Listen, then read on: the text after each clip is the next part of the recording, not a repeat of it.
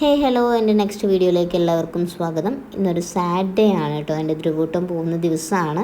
അപ്പോൾ അവരെ എയർപോർട്ടിലേക്ക് കൊണ്ടാക്കാൻ വേണ്ടി ഞങ്ങൾ പോകാനായിട്ട് നിൽക്കുകയാണ്. അപ്പോൾ ഒരു വ്ളോഗായിട്ട് ചെയ്യാമെന്ന് വിചാരിച്ചു. അപ്പോൾ ഇതേ പെട്ടിയും എല്ലാം എടുത്ത് വെച്ച് നമ്മളിതേ 5:30 തന്നെ വീട്ടിൽ നിന്ന് ഇറങ്ങിയിട്ടുണ്ട് കേട്ടോ.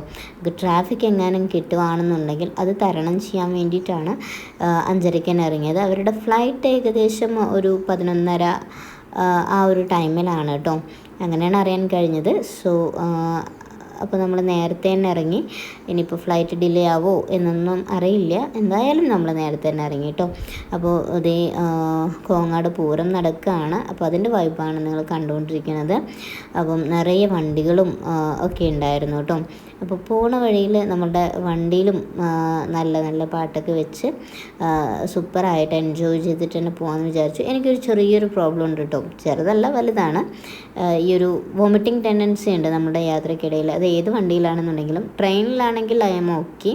ആൻഡ് അതല്ല ബസ്സിലോ കാറിലോ ജീപ്പിലോ ഒക്കെ ആണെന്നുണ്ടെങ്കിൽ നമ്മൾ വോമിറ്റ് ചെയ്യാനുള്ളൊരു ടെൻഡൻസി ഉണ്ട്. അതുകൊണ്ട് തന്നെ അതിൻ്റെ മരുന്നൊക്കെ കഴിച്ചിട്ടാണ് കേട്ടോ ഞാനിങ്ങോട്ട് പോകുന്നത്.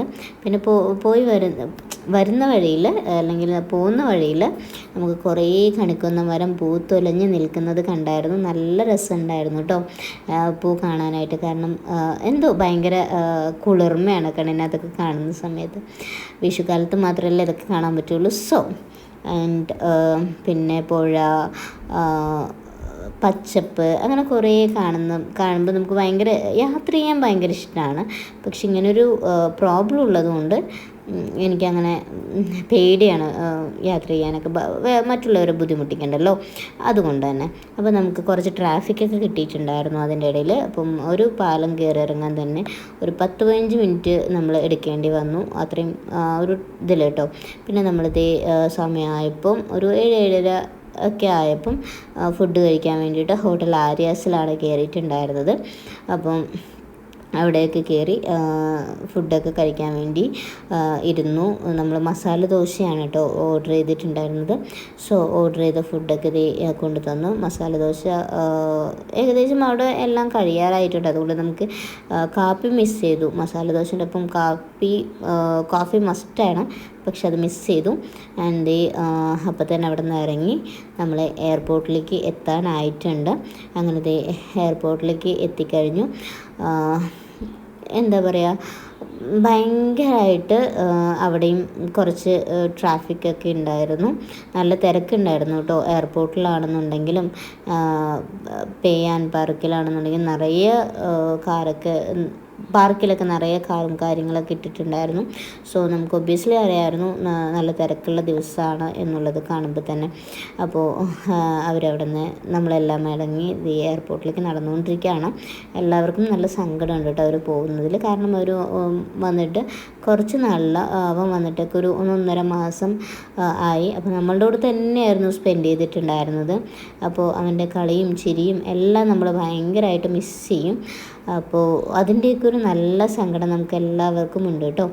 അപ്പോൾ ഏകദേശം അമ്മൂനും അവനും ഒക്കെ മുഖമൊക്കെ കണ്ടോ, ഭയങ്കരമായിട്ട് സങ്കടപ്പെട്ടിരിക്കുക രണ്ടാളും. അപ്പോൾ അവർക്ക് ചെറിയ കുട്ടികളാണ് കേട്ടോ. അവൻ നാളെ വരും എന്നൊക്കെ പറഞ്ഞിട്ടാണ് അവർ രണ്ടാളെയും സമാധാനിപ്പിച്ചിട്ടുണ്ടായിരുന്നത്. എന്തായാലും അവർക്ക് നല്ലൊരു ഹാപ്പി ജേണി ആശംസിക്കുന്നു.